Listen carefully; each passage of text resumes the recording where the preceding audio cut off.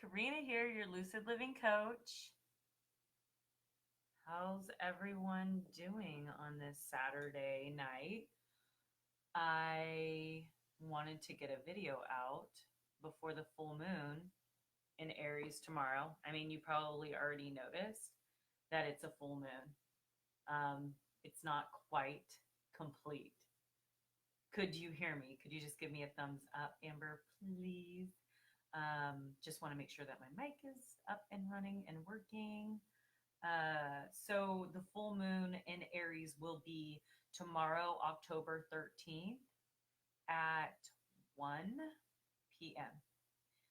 So this is a huge completion. Aries is the first sign of the zodiac. Okay. It is the initiator. It is a cardinal sign, which means that it initiates things, right? It's the beginning. It needs the most willpower.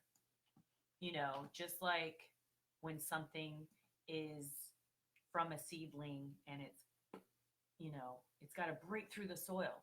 So it needs strength and it needs to be strong and it needs to be powerful.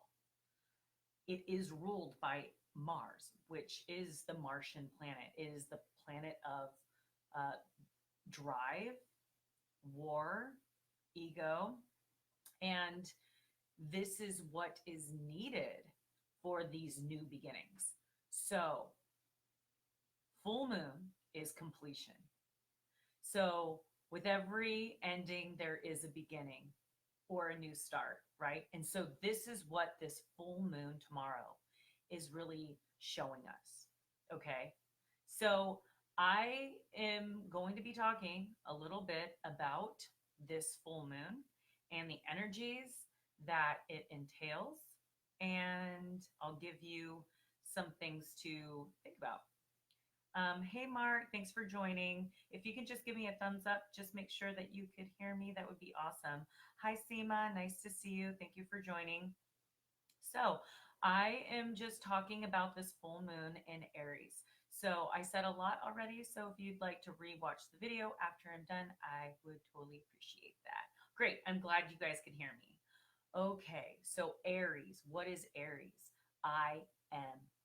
What is opposing Aries? Libra, which is we are.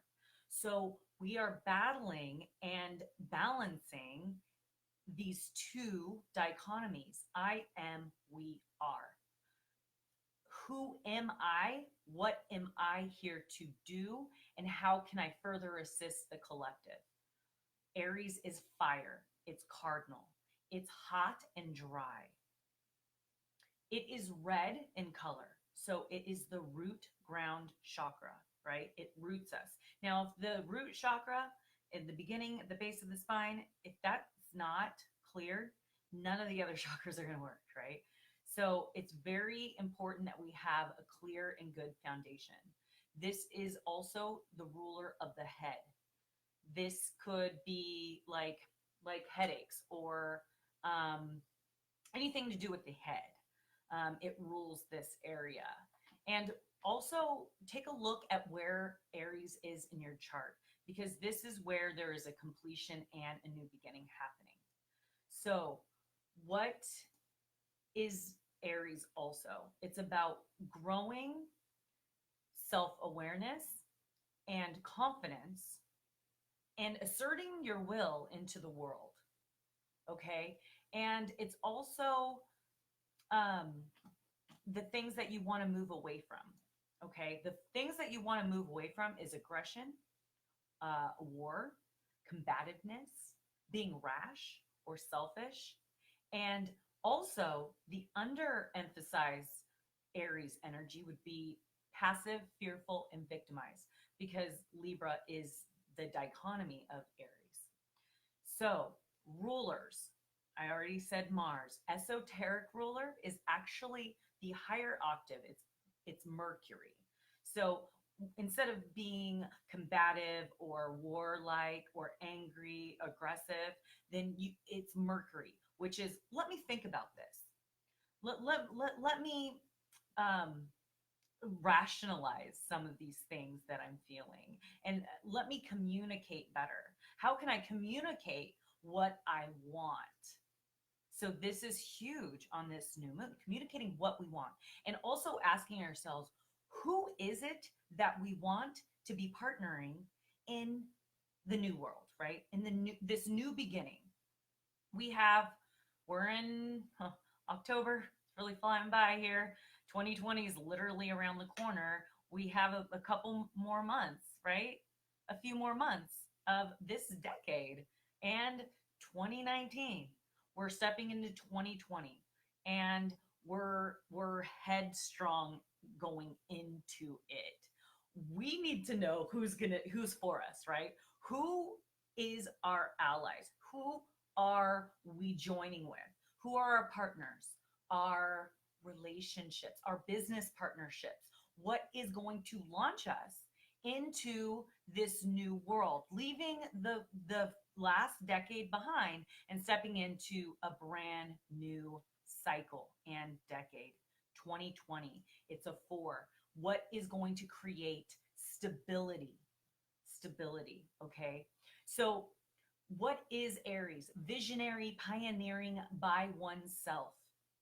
And Libra would be with others. Okay. So being able to balance these, how can I be a pioneer?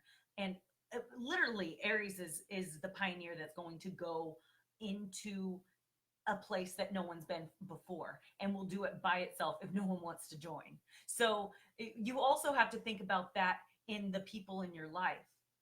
You know what you want, who's supporting you and who's not supporting you, and are you going to go head forward if you're not getting the support from your friends or your family?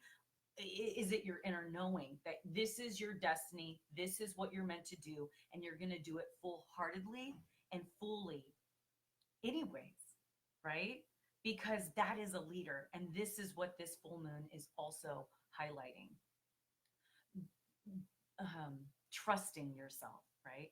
Initiating also something new on the behalf of your higher self or God for the betterment of humanity. Because Aries is that new spark. It's the creation, it's the newness. I, the soul self, blind charging forward. That is also Aries. Being proud of, this is another thing that have come to me, being proud of our progress and how well we have overcome challenging situations.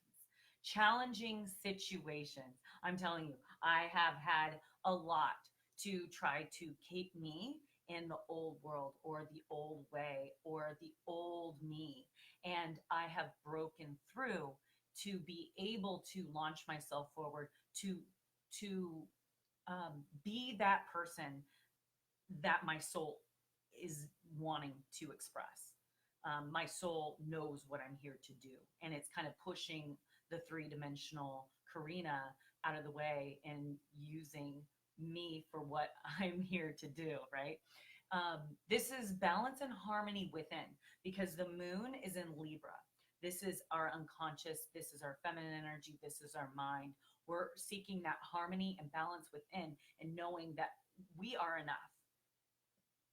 The sun is also highlighting our desires, and also highlighting our ego and the things of the head, you know, of oneself, like me. Okay, so also I want to talk about some of these aspects that are going on. So we have Mars opposing Chiron, and Chiron is in Aries. It moved in there short. It's only 2 degrees Aries, right? So it's opposing Mars. Now Mars is the ruler of this full moon, so that is highlighting this. We are doing a lot of healing of our egos, being able to speak what we want to assert and what we want also in the world. So thinking about your value, right? Value is important because Taurus is value and Uranus is there opposing the feminine energy. So we have feminine and masculine. We have the masculine opposing Chiron. We have the feminine energy opposing Uranus. Feminine energy is wanting to communicate this deep transformation that she's feeling. She also is wanting to break free from her own limitations. The masculine is wanting to heal the ego so it could have that harmony and create these relationships that it wants to create. So it's not always like, I just want to be by myself. I can do it myself. I'm fine by myself. And this is the aspect that is like the shadow, right? Of that energy. So we want to be able to balance these two dichotomies and the masculine and feminine within each of us.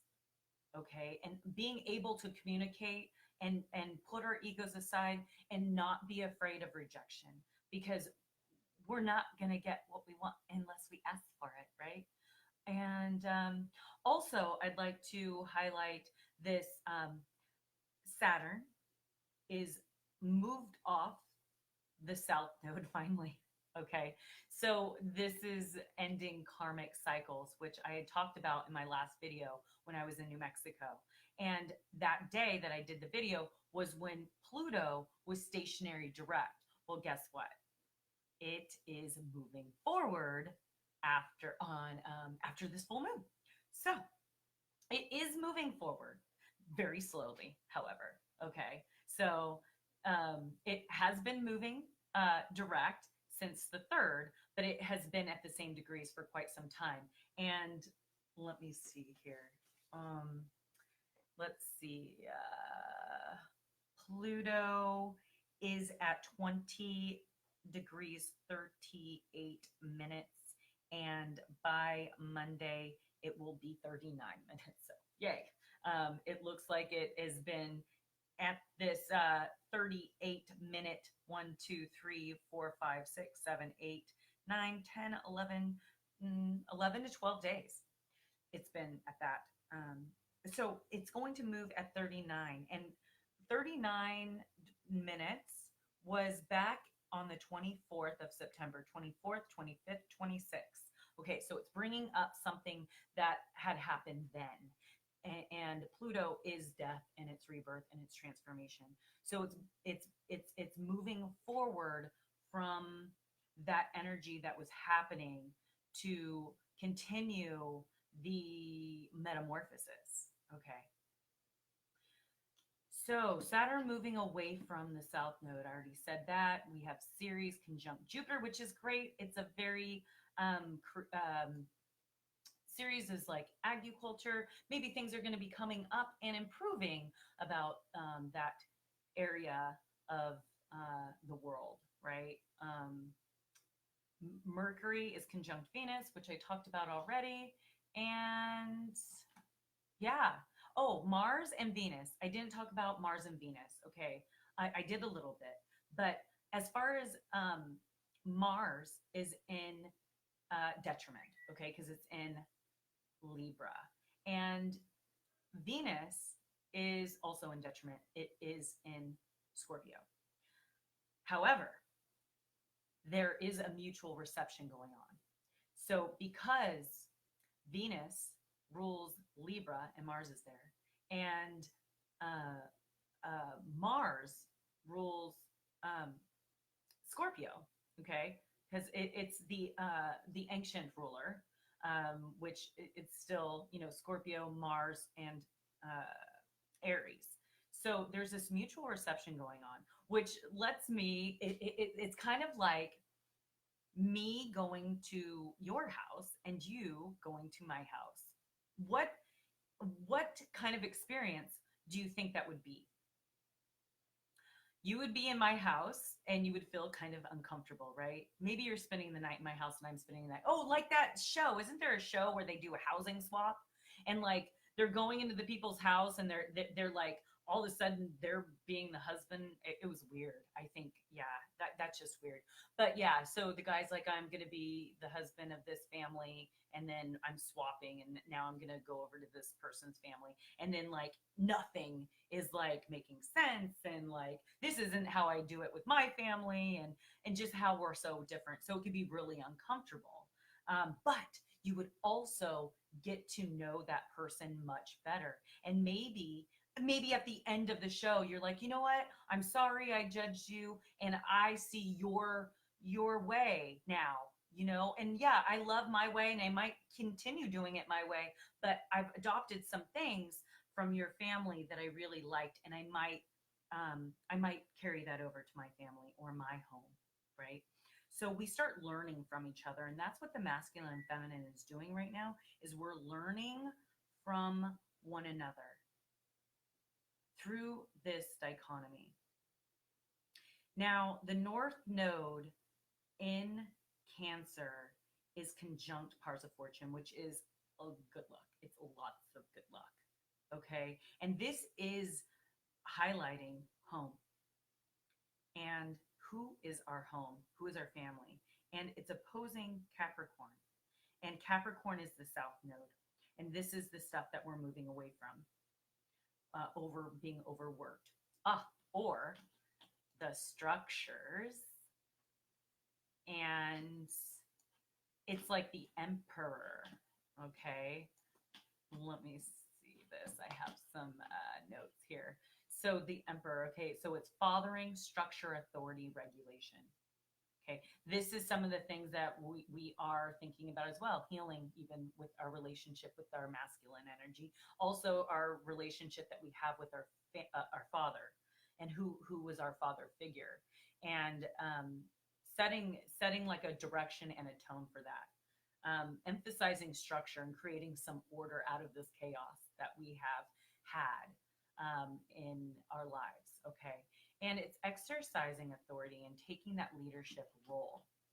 This is also a creative force, and it gives us confidence and courage to move forward, and being really proud of ourselves for what we have overcome and what we have accomplished. Like, some of us has went through our worst nightmares, and we are like, wow, like, wow, I got through it. As much as like I feared it for so long, and I'm not dead, or I have survived, or I can continue growing and learning and evolving, even through the worst of circumstances.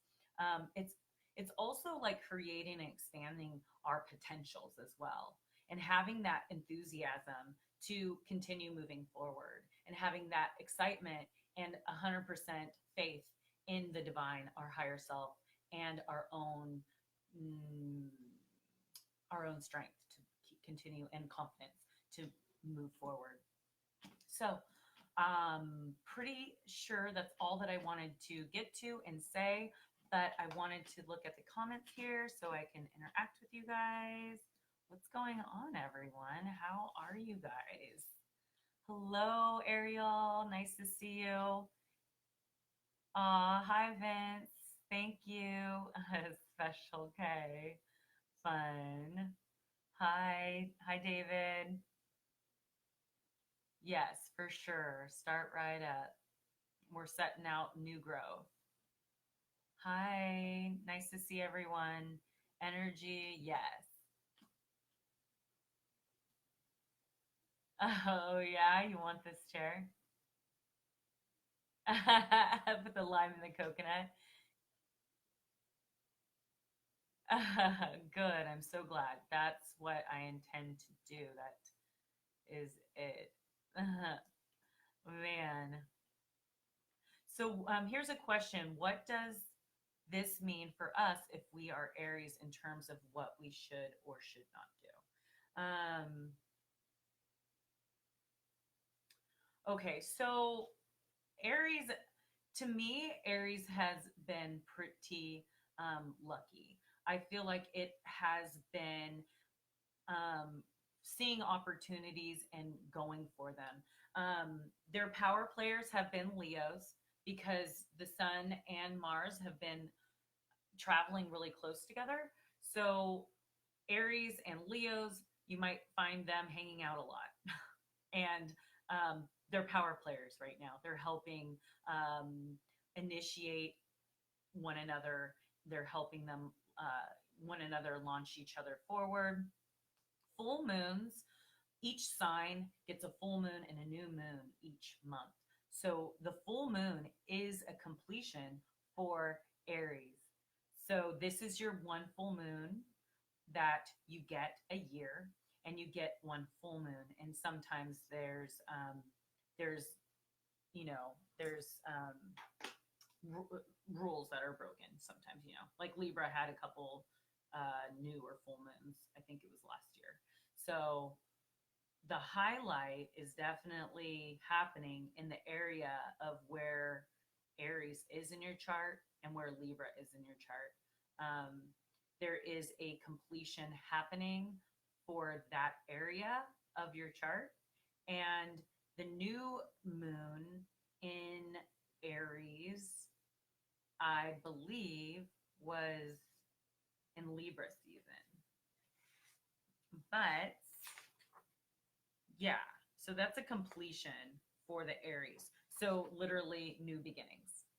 So that's something that's really nice. And this is a really nice full moon.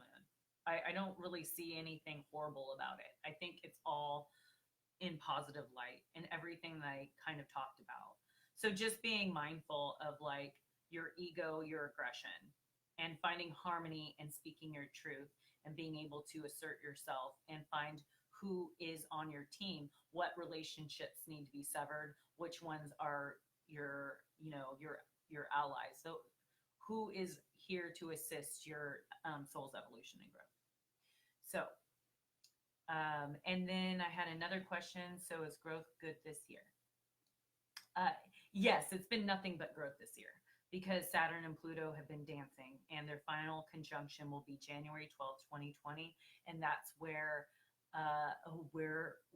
we've been conditioning all year for this major conjunction. It's a big one. So really, if your higher self has been telling you to do something, do it.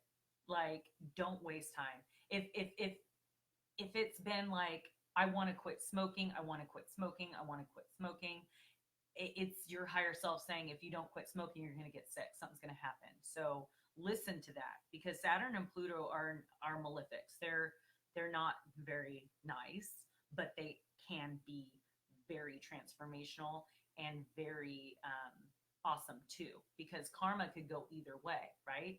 So Saturn is karma. Karma is literally just what you get out, whatever you put in. So if you're planting bad seeds, you're going to not get the best plant, right? If you're planting good seeds, you're going to have a tree of goodness.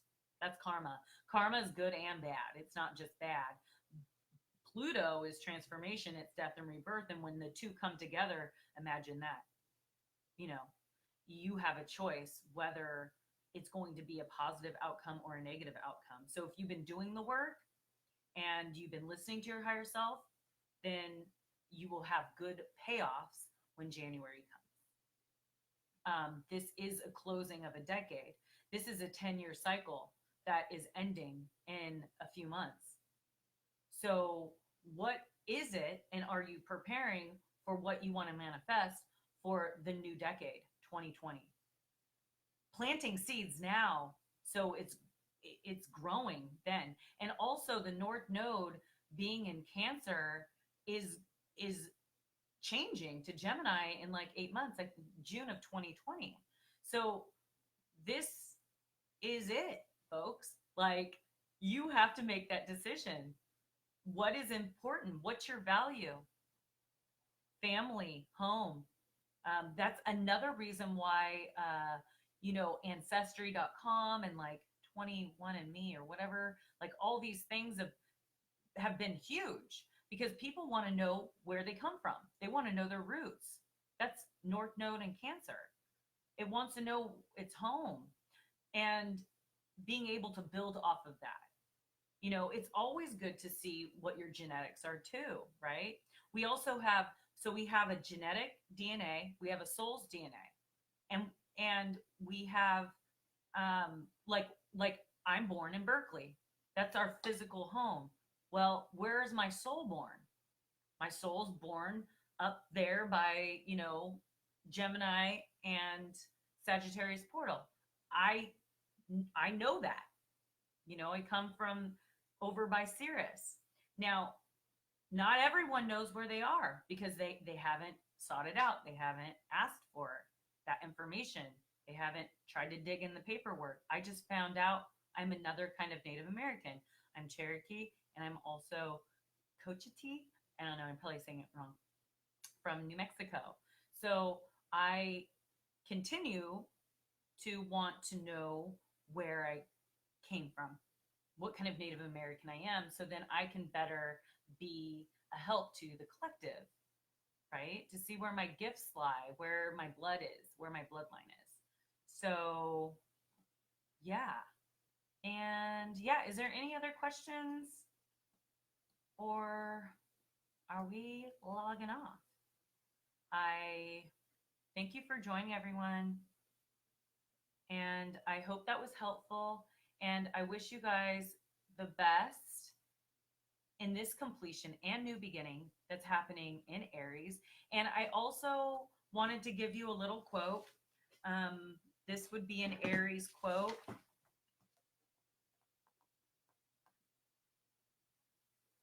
Let's see. What's a good one?